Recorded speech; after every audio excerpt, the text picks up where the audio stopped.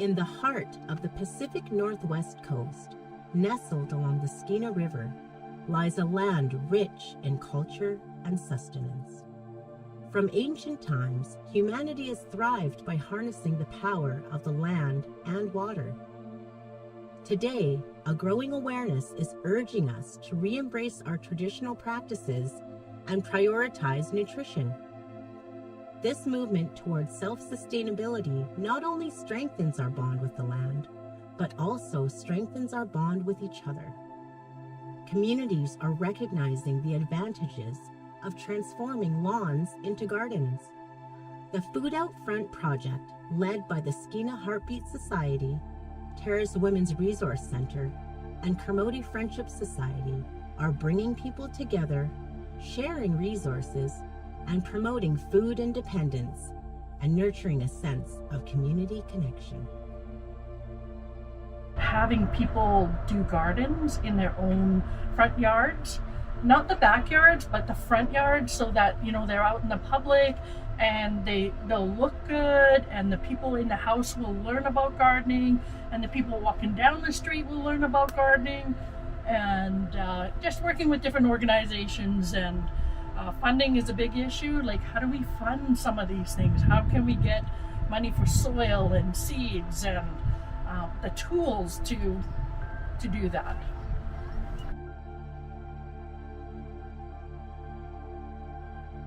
If your rent is going up, if your basic cost of food is going up, and your income is fixed, then something has to give, right?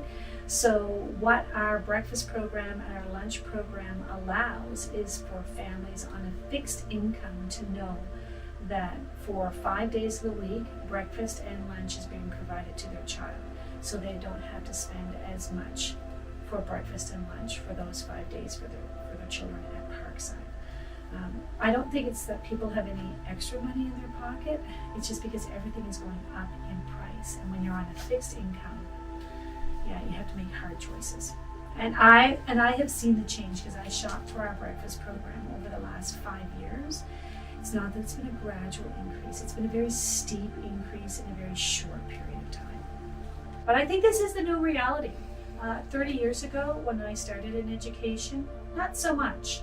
But now this is the norm, and I don't anticipate it changing at all. But I think it is important that we show students we care about them. We show students that they are loved and valued.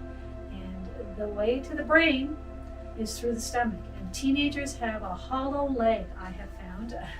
They eat a lot, they need a lot to eat because they are growing, their bodies are growing.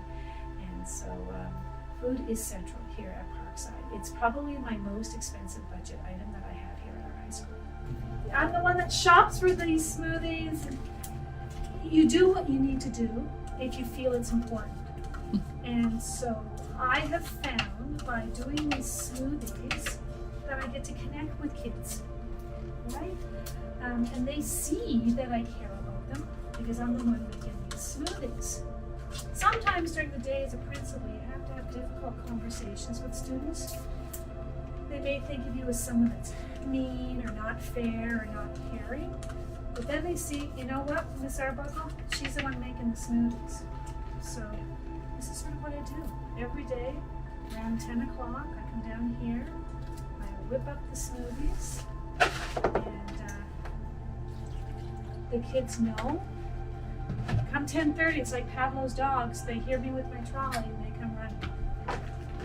How important is food here at Parkside for students? It is how we get kids to school. It is how we get kids to school. And I think most of our kids, this is sometimes the only place they get to eat or have a nutritious meal.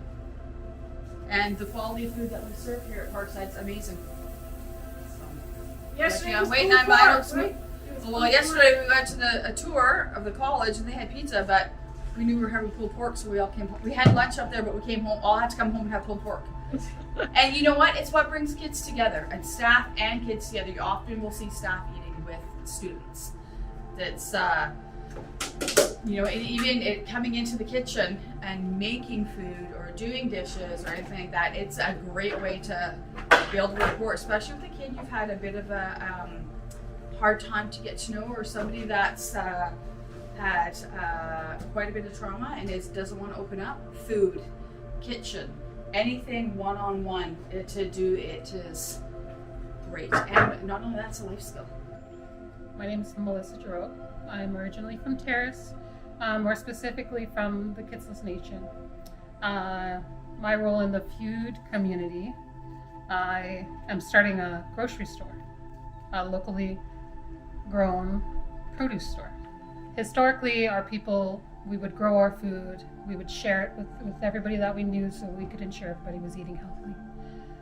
So it's important to me that Terrace and the surrounding communities have a place to do that.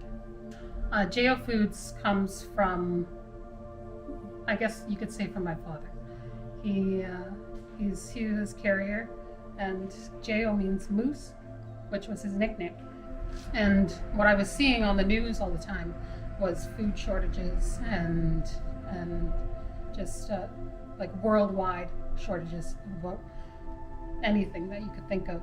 So with something like farming, it's something that you can do in your community. You don't have to wait to receive food from the United States or Mexico. You can grow a lot of these things here in our community and be self-sufficient. I have a lot of free time, and so when I'm starting seeds or plants, I'll usually start a lot extra, and everybody can be doing that. It doesn't take very many more minutes to start a few extra seeds or grow a few extra of whatever. I've been offering these to whoever needs them, and I don't ever want money, but frequently people want to exchange something. And so I've received eggs, I've received milk, I've received other plants, I've received produce, I've received things that I wouldn't normally get myself or have access to. And it just allows people to have more options for which things they're growing, which foods they're eating, because they might not know how to start those things, but once I give it to them, and they're like, oh wow, I could have done that, then the next year they'll be more confident and hopefully share as well.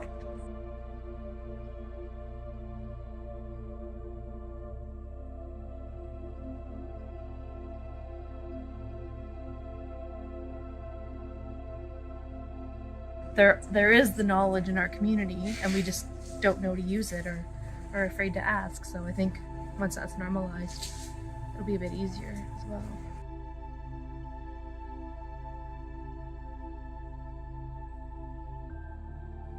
I think that's food and community has always been connected. It's pretty historically, it doesn't matter where you're from or what area you live in, either the ability to feed someone else or to welcome someone to your house because you have enough food, or someone comes over and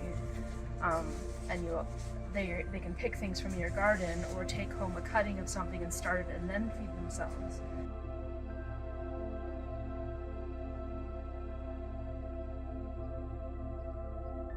I can offer my kids organic fruit and vegetables all year long.